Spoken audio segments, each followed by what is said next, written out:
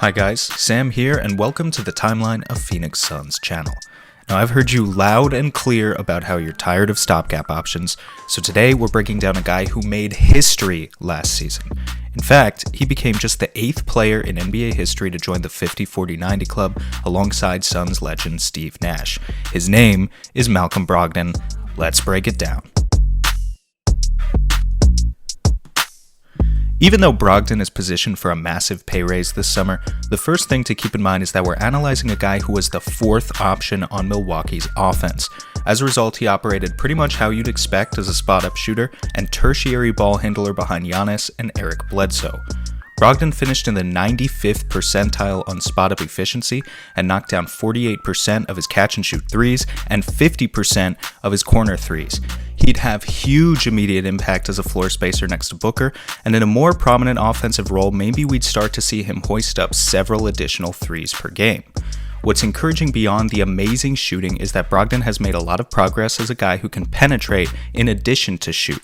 Now, I say this conditionally because it's a lot easier to drive effectively with as many talented offensive players as the Bucks have.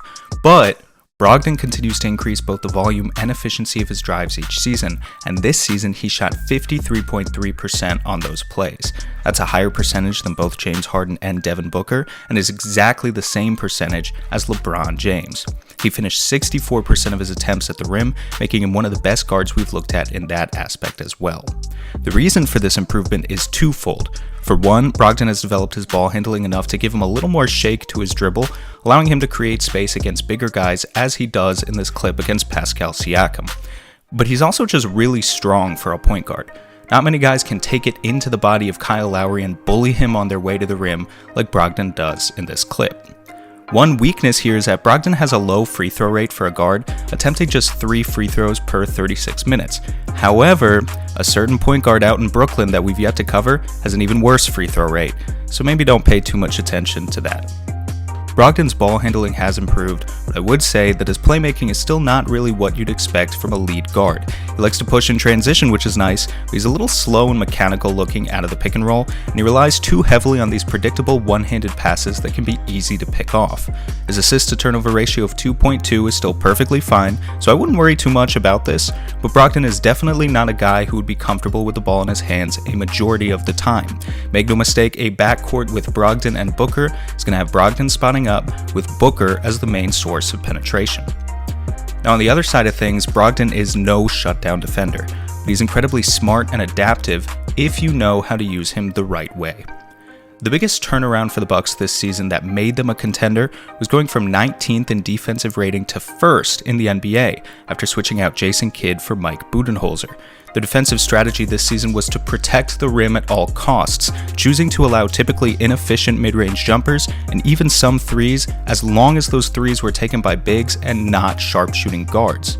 They accomplished this by frequently using drop pick-and-roll coverage, in which the defender guarding a screener drops back to protect the paint, while the on-ball defender goes around the screen and funnels the ball handler towards his teammate. This is a little counterintuitive, because Malcolm Brogdon has a 6'11 wingspan, making him the longest point guard we'll look at in this series. With that crazy length, your first assumption may be that he should be used to switch screens and guard multiple positions. But for Milwaukee, a team with 2 bigs who are amazing at making defensive reads in Giannis and Brook Lopez, it made more sense to play drop coverage and avoid the unfavorable mismatches that can come from switching. Switch-heavy defensive schemes are great for simplifying your defense and limiting scrambling, but if you already have several veteran, disciplined defenders, you don't need to resort to that method because its downside of creating mismatches can sometimes outweigh the positives. So that is the word I would use to describe Malcolm Brogdon's defense: discipline. He didn't make a lot of flashy defensive plays, swiping only 0.7 steals per game this season, and he also didn't switch much onto bigger or smaller players because the Bucks scheme didn't ask him to. What he did do is play with effort, to fight hard through screens, and use his length to contest shots. No surprise that the Bucks ended up 1.9 points per 100 possessions better defensively with Brogdon on the floor. In contrast to that, the Bucks were actually a slightly worse defensive team with starters like Bledsoe and Middleton on the floor. You do have to wonder how exactly would Brogdon handle the transition to Phoenix, where there's a wide open hole at power forward and DeAndre Ayton is not nearly the rim protector that Brook Lopez is.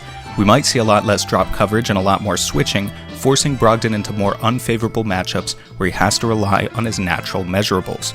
Fortunately, those measurables are still really good. Overall, Brogdon makes a ton of sense for the Suns with his incredible shooting plus solid playmaking and defense. From there, it all comes down to a money discussion. I don't think anyone is crazy enough to offer him a max contract, which would start at $27 million a year, but the Bucks are so close to winning a title already that it's going to take a lot to get them to back off. I think personally it would take at least $19 or $20 million a year before Milwaukee really has to think hard about matching an offer sheet for Malcolm Brogdon. And Brogdon is definitely good, but he's already 26 and comes with a limited ceiling. If he never becomes much better than he currently is, are you prepared to lock in about $20 million a year to a guy who's neither a main focal point of your offense or your defense? That's the question that you need to ask yourself. If there's anything else I want you to ponder here, it's that Malcolm Brogdon is about to make shitloads of money after being selected with the 36th pick in the draft. The NBA champion Toronto Raptors just proved to the world how important late draft steals can be, with guys like Pascal Siakam, Kyle Lowry, Danny Green, and Fred VanVleet all coming through in the clutch. Meanwhile, the Phoenix Suns have not successfully hit on a second-round draft prospect since 2005, when they took Marcin Gortat and promptly traded him for cash considerations. The new Suns front office and its flimsy scouting staff should take a hard look at how to mimic these other successful organizations. Hitting on your top draft picks can put you into contention, but it's often a little bit of luck in the back of the draft that pushes you over the top. Anyway guys, that's all I have for you today. Let me know how you feel about Brogdon in the comments section below. Make sure to subscribe and follow us on Twitter @TheTimelinePod.